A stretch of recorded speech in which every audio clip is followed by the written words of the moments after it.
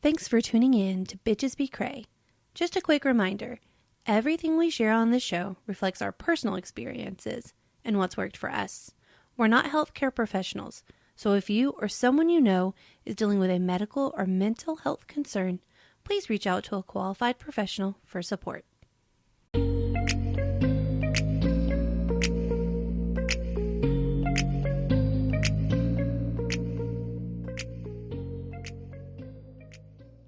What's up, bitches? Welcome to Bitches Be Cray. I'm Amanda. And I'm Nancy. And today we're going to be talking about humiliation. Yeah, so we're moving on to the next wound of our series about finding. No, dang it, I can never remember what this book is called. What is it? The 5 wounds that stop you from being who you are is how it's called in Spanish. Oh, no, look, I'm going to. And I really like it in Spanish better than I do in English. Okay, so this is the next wound in the series we're doing from the book Heal Your Wounds and Find Your True Self. And just like every other episode in this series, this book will be mentioned in the show notes in case you want to go and give it a read yourself. So I will go ahead and describe humiliation for everyone. It is the mask of the masochist. It happens between 1 to 3 years old from the caregiver, from the person taking care of you. So if it's your dad, the one like your mom ran away with her best friend and left you with, I'm sorry guys, that was rude. Then it would be your father. But if it's your mom, like for me, it was my mother because my dad was in the U.S. And boy, did she humiliate me. Lack of freedom. The body type is usually, I know we're not supposed to use the F word, but literally in the book. Fat, round, short waist, rounded, chubby cheeks, tension in the neck, throat, jaw, and pelvis. Round, open face. Big, round, innocent, childlike eyes. The words they love to use is unworthy, like small, but not small as in your body, but like as in like I'm small, like I'm worthless basically. Or fat, ashamed of themselves, also really afraid that other people will be ashamed of them as well. They think of themselves as unclean, heartless pigs. Yeah, beneath others, and they have a need to bond. They're okay with mothering. Oversensitive, wants to be worthy, sensual, but really like ashamed of like their sexuality and how much sex they need. They reward themselves with food. They like greasy, fatty foods. Burger. I love all that shit. Yeah. Bulimic, typically, and they're ashamed of eating a lot. They tend to kind of lie about how much they ate. Their illnesses tend to be shoulder pain, throat, like tonsillitis, breathing problems, varicose veins, thyroid problems, diabetes. They tend to gain weight very And I don't know if it said so, but I'm certain this would probably be somebody who would get like heart disease or have heart issues, cardiovascular type things, because when you're overweight, that tends to happen. Yeah, those. I guess I'll go first. When I read the book the first time, I really thought this was it for like that humiliation was like my number one. But I mean, I guess rejection also, but humiliation. This time I don't feel the same way. I feel like I've healed a lot of it, but I used to self harm. That was like with everything, not showering, not brushing my hair, not eating too much, not eating. Everything. Like, yeah, and she's not kidding. We actually just talked about this because more than a few years ago, quite a few years ago now, I actually bought Nancy a hairbrush for her because I'm like, I think she had one, but it was like broken, like because she didn't care. I get, you know what I mean? Still, she had really healthy hair, probably because she wasn't breaking it by brushing it. But that's not the point. The point is like you got to brush your hair sometimes, right? And so, yeah. I just, I mean, I want to say that in 2021 when I came back from Mexico after COVID, that probably was like that was probably my biggest dark night of the soul. Like I think I didn't shower for a month. For a whole month. And I didn't even notice until my sister-in-law, because I don't get oily hair. Until my sister-in-law, she was like, "Hey, when was the last time that you showered? Because your hair is really oily. And that's when I was like, oh my God, I haven't showered, you know? So why do you think it's because I know this, when you said this about your caregiver and you were talking about being in Mexico, so I'm assuming you saw your mom. Do you think something got triggered there and so you came back and you're just like, I can't don't do it, know or why like it what happened. And I also gave up marijuana. So it could have been also just I it was the beginning of like me raw dogging life basically, because I wasn't really doing anything like self-harming was still something I was doing. Like I wasn't I quit doing marijuana, so I don't know if it was that, but that was probably like it was bad. Used to help I used to help people to have obligations then feel abused. Yeah, I used to like overhelp, like not even when anybody really wanted my help. I think I just like took it upon myself, I guess, to be needed, so I would probably be wanted. Yeah. I did that a lot with my with my second relationship.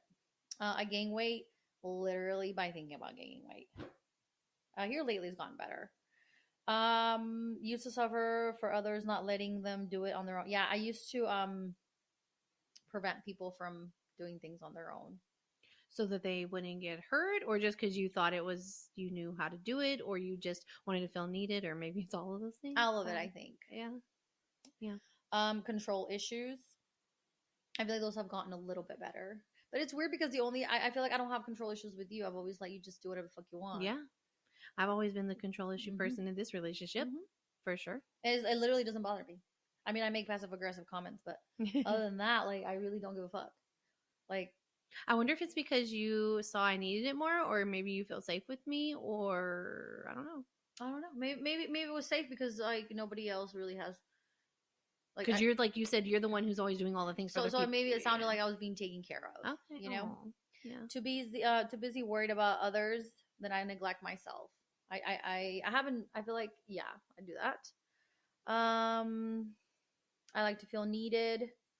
Makes people laugh. Makes jokes about me. Yeah. I make a lot of jokes. Like a lot of jokes. Like putting yourself down almost. Yeah, but you know what I've noticed that this year, I feel like that's probably why my abandonment is like an onion, because I was so the humiliation and rejection are my mom, and I've been focusing on my mom since 2021. So I feel like I don't hate myself anymore. I don't belittle myself in the mirror anymore. Like, even if I don't think I look good that day, I don't say anything mean about myself anymore. Yeah. So I stopped doing that. So there is growth. Yeah. I mean, just the other day you said you finally said like you felt nice about how you looked. Yeah. Right? You're like, you know what, my body actually looks good. Like for the first, like, even all these times where you feel like you lost so much weight and you did all these things to look a certain way. And I was still not happy. Yeah, you were still like, this is enough, this that, but like it's like you finally said to yourself, like, actually, you know what, I do look good. Yeah. Yeah. Like I wouldn't even allow myself to have clothes that fit because I just like I don't deserve to have, like, this body doesn't deserve to have anything. And now I do. Now I buy myself clothes, and so I don't belittle myself anymore. But people with humiliation usually belittle themselves, and belittle compliments as well. I do get dirty a lot. I do, and I get very upset, and I do that to my daughter. And I know that I got it from my mom because my mom has a big ass fucking problem with dirtiness. So with dirty, do you mean like stains on my shirt? So only food related, or can it also be like you went outside in your nice dress and got dirty from the dirt, like the literal dirt? No, if I did it to myself. Okay. Not accidental dirtiness, but like I did. But I also don't like stains, and I like the other day my person came over and he was wearing something. He's like, "What do you think about this?" I was like, "Honestly, as long as you're clean." And he was like, "What do you mean?" I was like, "I hate stains. I feel like they're a reflection of me. If we're gonna go out in public and my man has a stain, they don't know if we're married. And they're gonna be thinking that this bitch can watch this man's shirt so you can come out in public, you know?" Look, and this sounds just like the humiliation wound right here. Exactly. Sure does. Okay. Always blame myself for everything. I feel like I still do that. I still tend to blame myself when things happen. Like but I also do feel like I cause a lot of people with a humiliation wound humiliate themselves over and over. in relationships, with themselves, in public, with school. And we also have this big misconception of what humiliation is. Yeah. Like, for sure. It could be any dumb shit. Let me think of something that humiliated Renata the other day. And it was like the most basic shit ever. She said some, and I told my sister about it. It wasn't even nothing. I can't even, it was so meaningless. I can't even remember what it was. Well, and she was humiliated. Well, and see, I feel like children, or especially teenagers, as my children, teenagers, going to the store, like being seen in public with us. He used to say, he did not use the word humiliation, but he would say, I can't go to this Target. I will see somebody I know from school. That's so embarrassing. Yeah. Like everything's embarrassing. Eating lunch at school, embarrassing. You know what I mean? Like, but I mean, humiliation and embarrassment, I guess they're not exactly the same, but like they're similar. Yeah, they are similar. I had a lot of obligations that weren't mine as a kid, so I felt really fucking trapped. Mm-hmm. Just like, yeah, because think about all the times you said you had to like babysit and take care of family members. Like you couldn't make plans with your friends or your boyfriends. Even with you, or I would have to like, I used to by 7. Yeah, because I used to like go with you sometimes and sit on like the little stoop because you like had to go, but we weren't done. Yeah. I remember. I feel when I feel free, I do too much, drink too much, eat too much, spend too much. I just I extreme myself, and I'm trying. I feel like I've gotten better, but I do extreme myself. Mm-hmm. And I feel like I take on too much. I do. I feel like I've always, I've had, like, I'm not gonna say I'm like a prude or anything like that, because I'm not, or that I'm like a Virgin Mary situation, because I'm not. But I feel like I've always been very mindful of who I have sex with and who I share my body with. And I always like to think that it's because of my moral compass, or just it's just not for me. And the times I've done it just didn't feel right to me. But I also feel like if I really sit down and analyze it, I can literally probably track it back to my mother. Like, this is not my story, but my sister, her boyfriend came to see her in Mexico, and they were outside because he would come and talk to her, and he gave my sister a peck on the lips, and my mom saw it, and she called my sister a whore and told her that he was never gonna marry her. Just because she had a like peck hello or goodbye? Yeah. So your mom thinks you shouldn't even give any samples away for free. A lot of people think that. Oh. I've been seeing a lot of shorts on YouTube that a lot of people are not even kissing before like marriage. Nothing. You get nothing. So I feel like a lot of the shame of me not sleeping with people, or me not doing, I feel like I've never wanted to either, but I don't know if it's because of the shame, or I just genuinely don't want to. But I feel like my mom shamed us a lot. I mean, the man ended up marrying my sister, but at the point. So a different part of shame for you. I know you've said to me, I don't want to be naked in front of so-and-so. Yeah. From before you accepted that you actually look nice. I don't give a fuck. But I know you've had conversations with me about how you're like, I don't think you used the word like I'm ashamed of my body, but maybe you even did. Yeah. I didn't use the word I'm ashamed of my body, but this reminds me of a story when I was at the restaurant in Frontera. Yeah. What it was like, I worked there from like 22 to like 24. And mind you, at that time, I was a hot piece of ass. Okay. I was. And this guy, this person, he was older. He came and he asked me on a date. He was very handsome. And you know what I said to him? What? I was like, I need to lose 10 pounds first. Oh my God. And he was like, ew. Because he was a man. He was already a man. He wasn't a boy. Mm-hmm. I think he was like 10 years older than me. Yeah. And he was like, he literally told me, he's like, you're such a turnoff. He never hit on me ever again. He came to the restaurant all the time. Yeah. But I feel like did it for him. That was just like, okay. I tend to compare myself. I haven't done that in a while, but I tend to compare myself, and then I shame myself a lot for not looking like you think you should. You know what's sad part? I compare myself, and I feel like I spent all my 20s trying to look like my teens. Yeah. And now that I'm in my 30s, I'm spending my 30s trying to look like in my 20s. So I've decided that I'm done. Yeah. I'm done. Well, not to mention, it's like nearly impossible because your body, your hormones, yeah, like literally your hormones, like stuff really does change. Like, like as you're going through puberty, as you're going into like your body changes. Like, it's practically impossible, I'd say. You know, it really is. So, yeah. Like, it's just, I don't know. It was a lot. Yeah. Like, I don't know. I feel like I'm over it. I mean, that's exhausting. Do you know what I mean? I feel like trying to live up to something you're never going to get to but do. These were, I wasn't living up to me. I was living up to my mother's expectations of me. Yeah. She has a weird ass fucking expectation of how I should look. Yeah, because at one point she wanted you to gain weight. Yeah, and then you did, but too much for her liking. Yeah, and then I was fat, and then I was this, and I was just like, it's just never good enough. Right. Yeah, I mean, that's exactly what it is. You feel like you'll never be good enough in her eyes for whatever it is. Yeah. I do want to go back to something you said. You were talking about like taking on too much, and I don't know if you put it on your vision board, but one thing you were supposed to focus on this year is not taking on too much and not doing too much, because this lady right here last year, I mean, I'm like, okay, when we're gonna get together, like her weekends were booked. She was on trip. I mean, these are great. Like, you have to live. Like, I get, but so much. But then you'd be like, oh my gosh, I need to clean my house. Like, then you had no time to do like the basic life things you needed to do to feel like safe. And you know, this year I only have. Just listen. She told me 7 trips earlier. I'm starting my side hustle. So that was the only thing on my vision board. I'm starting my side hustle. I'm going to Colorado to visit my niece. My sister-in-law and I are taking the kids to New York. I'm planning a trip with you.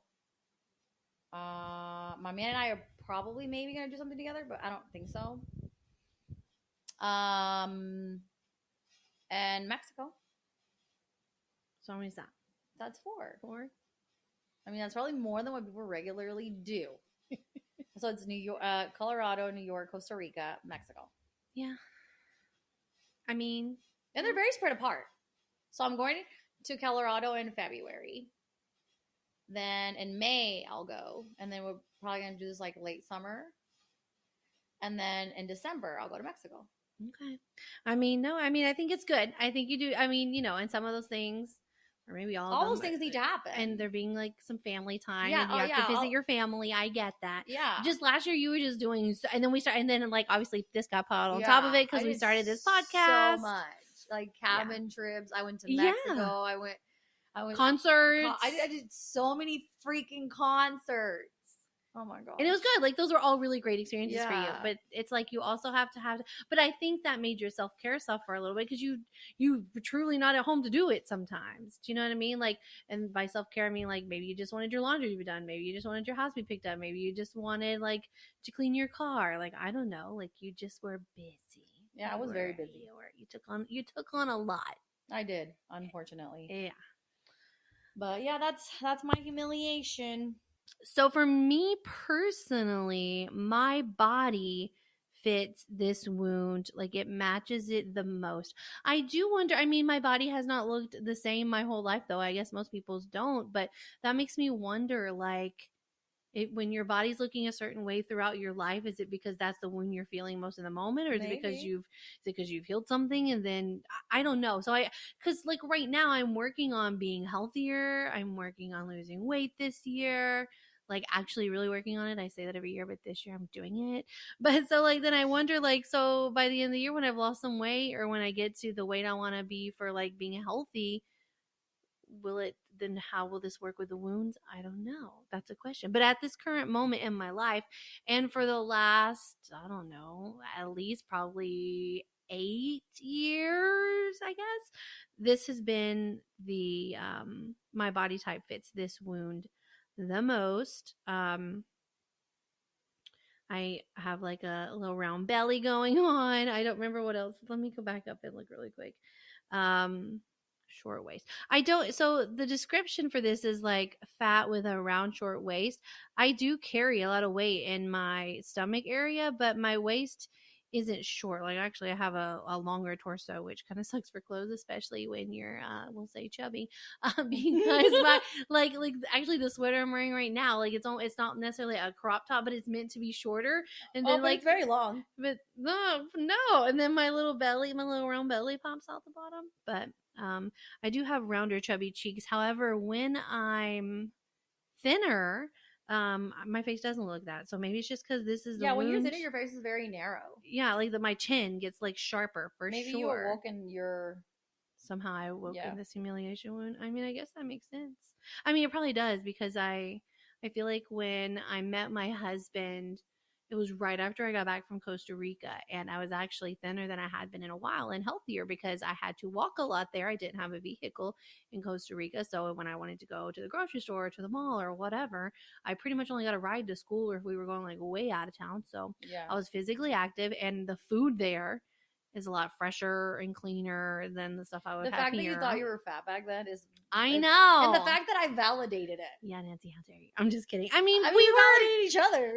I know. It was the 2000s, and we all wanted to be cocaine skinny. Yeah, it was crazy. But yeah, that was I was not overweight at that time actually. But I think, I came back and I got in this relationship. I feel like a lot of times, and I guess it's probably related to wounds, when people get in relationships, like because my husband also gained weight alongside me. You know what I mean? From when we were first together. And also I got into a job where I was really stressed. And like part of this is like you take care of so much this wound. You're taking care of other stuff. You neglect yourself. And that's exactly what I did when I started my career. So, I mean, that makes sense. But one of the big parts of this wound is about control. And I can't remember. There's another wound coming up. One of them betrayal's the controller. Is that the controller? Okay, so but they said the control or the reasoning or what you're doing with control is different for each wound. But the person with this wound does like to be in control, and they want to show themselves as someone who's in control. And as Nancy mentioned, they start taking care of other people. They can forget about themselves even more. And like I mentioned, I definitely did this when I got with my husband, before we were married though, but he had 2 children, and at the time they were young. They were 4 and 6. And obviously he was already taking care of them before me, but now I became part of the family unit. So I also started taking care of them in small ways. Like he mostly still did everything they needed. But, eventually when you like merge families, that does happen. So I started taking care of his children, and I was also starting my career out as a teacher. So I was taking care of a lot of children and students and teaching them. So during all that time, I put on a lot of weight. Maybe not my very first year of teaching, but after that, like it just continued. My weight continued to go up. Especially, I didn't even notice when it happened. Really? I mean, I feel like the first few years it was really gradual. But by the last few years, once I became extremely miserable and I completely stopped taking care of myself, that's when like I'm like, oh wow, so let's see, I'm thinking about it. Probably from 2016, I started teaching in 2014. I think from 2014 to 2016, I think I probably gained around 20 pounds. Oh my God. In 2 years. Something like that. I don't remember. And then from 2016 up until 2021, so somewhere over, what is that, like 5-6 years, I gained, on top of the 20-ish pounds I'd already gained, I gained about 20-30 more. So I gained like 40 to 50 pounds from when I started teaching up until 20. I mean, I've went down some now, but from like 2014 to 2021, that's about 40 pounds. To me, it has to be the humiliation one, because I feel like being a teacher was very humiliating for you. I mean, yeah, I never really thought of that, and I didn't even think about that in my notes, but like you were just in the constant, like it was never good enough. I feel like you felt like you weren't good enough. That's so true. Because all those kids were, I don't know why she always got, I don't want to say nothing about kids, but they're fucking assholes. Yeah. She always got fucking assholes. Like the weirdest shit. The parents were assholes. Like everybody was like, yeah, it wasn't like I just didn't know how to manage my classroom. Much shit going on. It was just truly, I somehow every year, maybe they were lessons, I don't know. Every year I ended up with, well, I think it just in general in education these days, there are more severe behavior challenges. Like I'm not talking about people like just blurting out this, that. Like I had a kid in my classroom like throwing chairs, throwing items at like nothing. Sometimes at other kids, like just some very extreme. Where I worked, there was just some extreme behavior. Sometimes they still have extreme behaviors. I mean, any school can, but I definitely, now that you say that, I didn't feel like I was good enough. Like there was always more every year that we were expected to do and stacking stuff on. Like make sure you're adding in these components and make sure you're doing this. And it's like, you're right. It was never, ever good enough. At all. And it was always ever changing. And anything like that. And I think too, as my like transition into what I guess I'll call motherhood, as I was, I had a child living with me full time and he had a lot of challenges and I was really trying to help him. And then you had that same shit at school. Exactly. Yeah. So it was like a lot. And I feel like no matter where I was, there was always something going on. Even and the fucking dogs. Yeah. It was, yeah. My dogs have. It's you, bitch. Clearly. God's like, heal. Following me around. Have you had enough? I have. But anyway, so during those years, I stopped taking care of myself. Like, I mean, obviously I was still like taking my lunch to school and most of the time I was trying to take things that I felt like were healthy. But as soon as school was over on my way home, I was like, I'd be so hungry, probably also trying to like numb out and using it as like self-harm, like food, right? I would just end up getting food out like pretty much every day on my way home. Like, I can't do it today.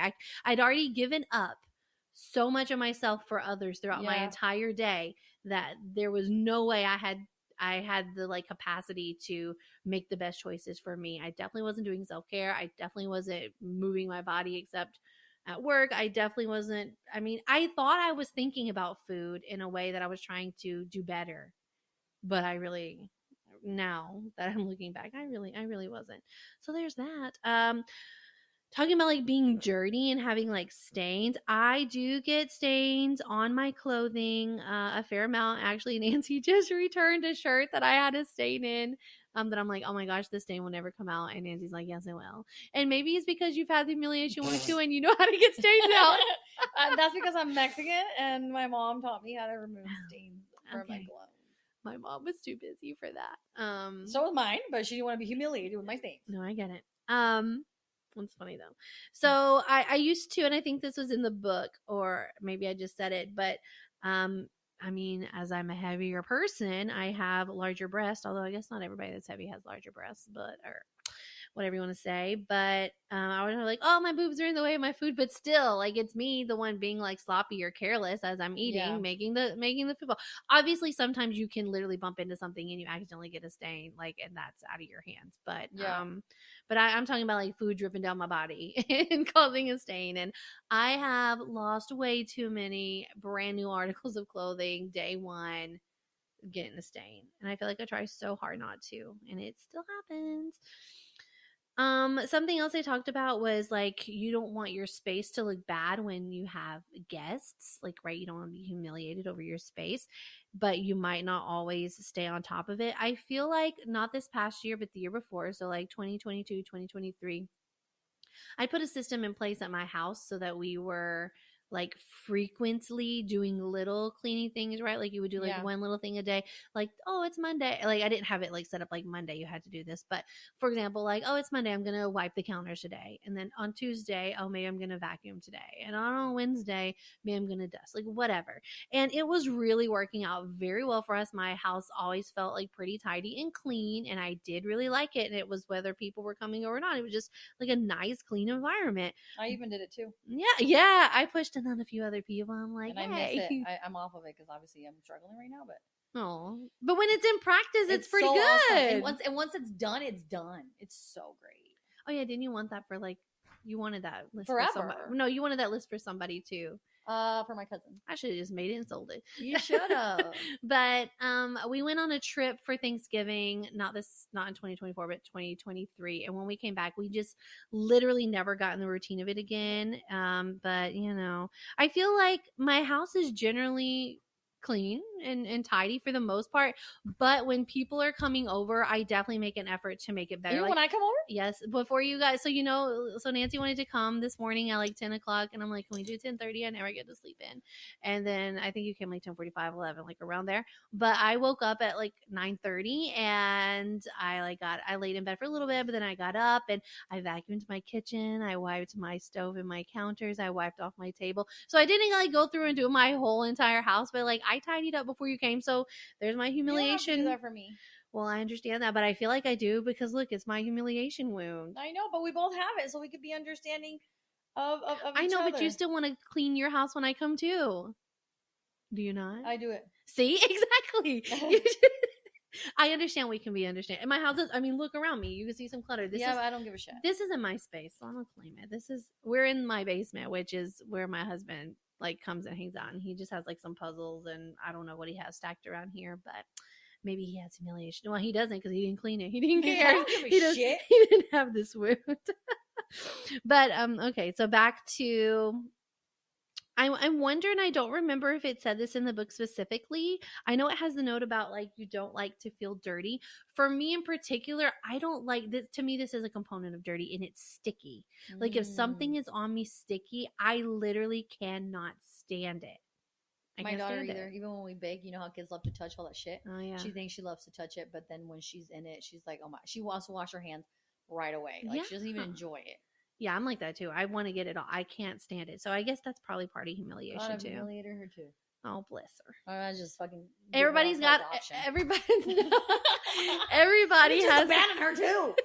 Right? Just go ahead and rack them up. No, I'm just kidding.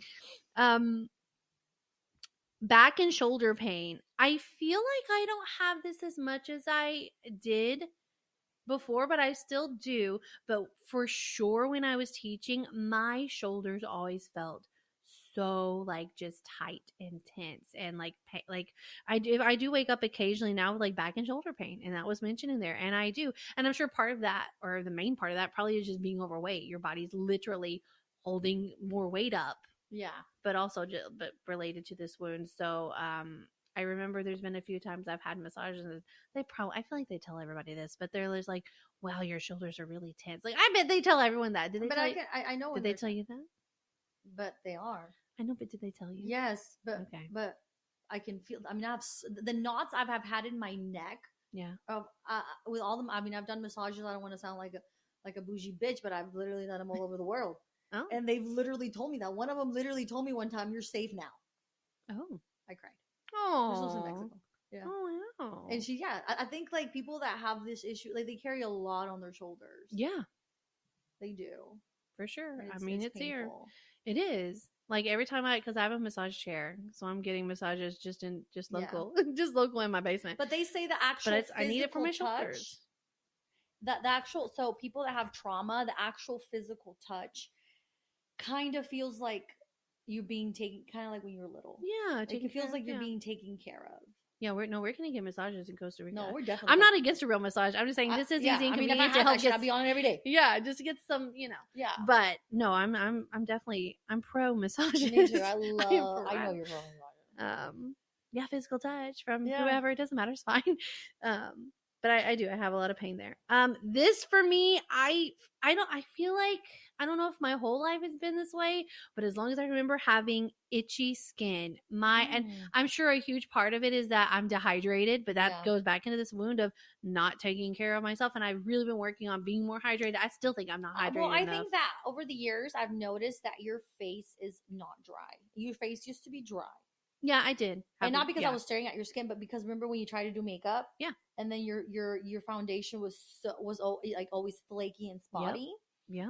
And that was the thing that you complained. And now your face, your skin looks really good. Well, and I don't know if it's because I don't know if I were to put makeup on what would happen but before you could still see the texture. But I feel like I would put like moisturizer. Yeah. And it like didn't even my face for sure. I've always known. So now you say that, I'm thinking like probably even through high school, because I would wear makeup a lot more than everybody starts wearing your makeup in high school. I think it was always like that. Like it was always. My skin was always like my feet, like my heels, they're dry, and I work on them all the time. But I do think I need to be hydrated more. But But yeah, so I have that. That's part of this wound, having itchy skin. Like I literally have back scratchers in multiple rooms of the house because I always have like 2 or 3 spots on my back that are always itchy. Oh, okay. And I gotta scratch them. You know what? Now that you think of it, my brother, the one that I work with, not the one that I'm friends with. I'm friends with another one, but he's always itchy. And he has humiliation, I can tell, hardcore. Yeah. And he always has a back scratcher too. Well, look at that. We're humiliation wound buddies. The last 2 things that the last 3 things, 2 of them are about food. You mentioned before, but someone with this wound really likes like greasy, fatty foods. And I like when I was old enough to have my own money and like have a job and I could drive, I freaking loved going to fast food. Like, I just, whether I was alone, whether I was my friends, like, I think maybe part of it's because I felt like I didn't get to do that a whole lot growing up and finally had the freedom. Well, because was it this one? There's one wound that's talking about like you just want the freedom to do stuff. So I think part of it was that. Well, people with humiliation are always looking for freedom. Okay, but we always put ourselves in situations where we take our own freedom away. Yeah. Always. Yeah. Like, even like, well, hopefully your children never listen to this, but like you wanted to be free, but then you put yourself in a position where you were gonna not be free by having to take care of a child. Yeah. But I think it's the best thing that ever happened to you. But yeah, people with humiliation wounds want to be free, but we always do too much, take on too much, and we just trap ourselves. Yeah, look, because you're like, I want to do XYZ, but you were always too busy. Yeah, look at that. That is so true. Like, I'm busy. But I would say, like, if I think about like the foods, if I were like to, I don't do it. I still love it, but not as frequently. Biscuits, like I would always get like sausage and cheese biscuits. Look at that. That's fat on fat on fat. Fat foods, fatty foods, butters, or whatever they make all that stuff with. And then it's just so comforting. I mean, I know it is, but I love that. Like I'm into the fast food, like the fries. Honestly, though, if I see food with oil, I always like I don't want the oil to be there. I dab it away. Yeah. But like I still like the taste of like fatty, greasy foods. I love it. And it says someone with this wound might eat greedily. And I know you've told the story before where I didn't want to like share my food. I think that had a lot of different components to it, but I'm sure this was one of it. But today at brunch, I was sharing my food with people. Because you didn't fucking like it. No, I offered your child has said what, like I had ordered grits. And she's like, what's that? And I was trying to explain to her, I'm like, it'd be better if you just try it. And I hadn't even had one bite of it. And I was willing to give her some. Thank you so much. And then she's like, ew, no. She's like shaming me. I don't want your bread. It's just, I do say, I've never said this out loud, but I do sometimes, I don't know why I have it anymore, but I don't think I have it anymore. But like back in the day when I was a binge eater, when there was enough food, I would still be freaked out that there wasn't going to be enough food. Yeah, I feel like that sometimes too. And I don't consider myself a greedy person, but it was just the binge eater in me. I feel like there's been times where we'll be at like my husband's family's house, and so there's like certain items that are only made at certain times of year, right? Like holidays. And like my son maybe he's really thin right now, but let's find out one day, because he like wants to consume the entire thing. And I'm like, dude, there's other people here. Like, you have to share. You can't have the entire thing. Because I'm like thinking I want some too, and it's going to be gone. Do you know what I mean? But there's enough. Yeah. So there's always enough, but I just feel like that like weird feeling like it's going to run out. You're not going to get it again, or this is the last time you're doing it. So you want to make sure. I get it. I do. Something else about food is, and you mentioned it, reward with food. I used to think I was an emotional eater, and why I thought that, I don't know. I think in my mind, an emotional eater was someone who ate when they were sad or angry or upset. And when I'm sad or angry or upset, I typically don't want to eat, but I'm an emotional eater in terms of if I'm feeling happy or I want to reward myself. Yeah, I would do it with food. So that's definitely true for me. And the last thing for me is being an extremist. I see the world very often as black or white, or make my decisions black or white, or like things black or white. Actually, my husband was saying this the other day. I don't remember what we were eating, but it wasn't warm enough for me. And he's like, it's warm. I'm like, yeah, it's warm. I'm like, I want it to be hot. or sometimes I get my food and it's cold, but like, or something like, or my drink's not cold enough. Like, I don't like that gray area for a lot of things in life. I'm an extremist when it comes to almost anything. Like, it's got to be all or nothing. We're so fucked up. Right? I've really been trying to work on this in aspects. And honestly, like, our problems are real. Yeah. They're real, but I feel like the reason that they look, I'm not going to say dumb as fuck, but is because we have really good lives. Yeah. Like, we're not like living in a rundown hut and all this shit is happening to us. So I feel like in retrospect, like, we drive nice cars, we have a nice job, we have good homes, and it's just like, sometimes I feel guilty that I'm so fucking crazy. Because I'm like, am I even allowed? Maybe this humiliation too. Probably. Am I even allowed to be this fucking crazy? Right, because you're like, my life's so good, I don't deserve to feel bad. No. It's like there's children out here going through more shit than I could ever think of. And I'm just like, oh, my mom didn't hug me enough.